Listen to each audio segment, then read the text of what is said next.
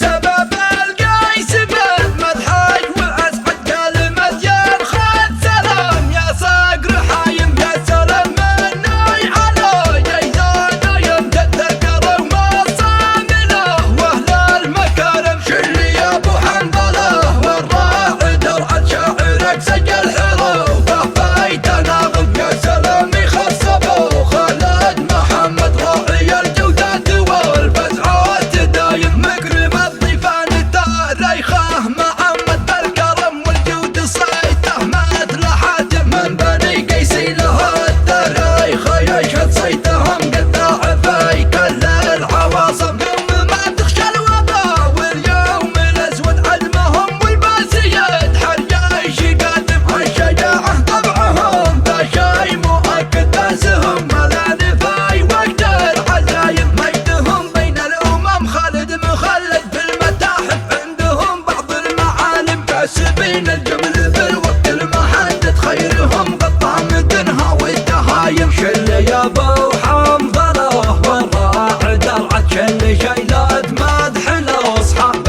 المكارم دورهم وقصورهم ما شايلها حد ما تصكب وابها في وجه قادم بالمدينه الصامته حلت وتمتد لاحده وتطرشيه عليات لازم يا هل الطاولات فيكم ظهري يشتد علمكم بين القبايل علم غانم اسم ابو خالد على الالسان يردد كف ونجمي بالشدايد كم يساهم يعمل الخيرات ما له اي مقصد في فعل الخير كم يصرف دراهم من سبب القيس من مدحي واسعد قلب مديان خد سلام يا صقر حايم يا سلام مني على جيزان يمتد الكرم والصامله واهل المكارم شل يا ابو حنظله والراعي درعه شاعرك سجل حروفه بيت ناغم يا سلام يخصبه خالد محمد راعي الجودات والفزعات دايم مكرم الضيفان التاريخه محمد بالكرم والجود صيته مثل حاتم من بني قيسي له التاريخ يشهد صيتهم قطاع في كل العواصم يوم ما تخشى الوباء واليوم الاسود عدمهم والباسيات حرجايش قادم الشجاعه طبعهم بشاي مؤكد داسهم ملا نفاي وقت العزايم مجدهم بين الامم خالد مخلد في المتاحف عندهم بعض المعالم كاسبين الجمل في الوقت المحدد خيرهم قطع مدنها والدهايم شل يا ابو حنظله والراعي درعه شل شيلات مدح لاصحاب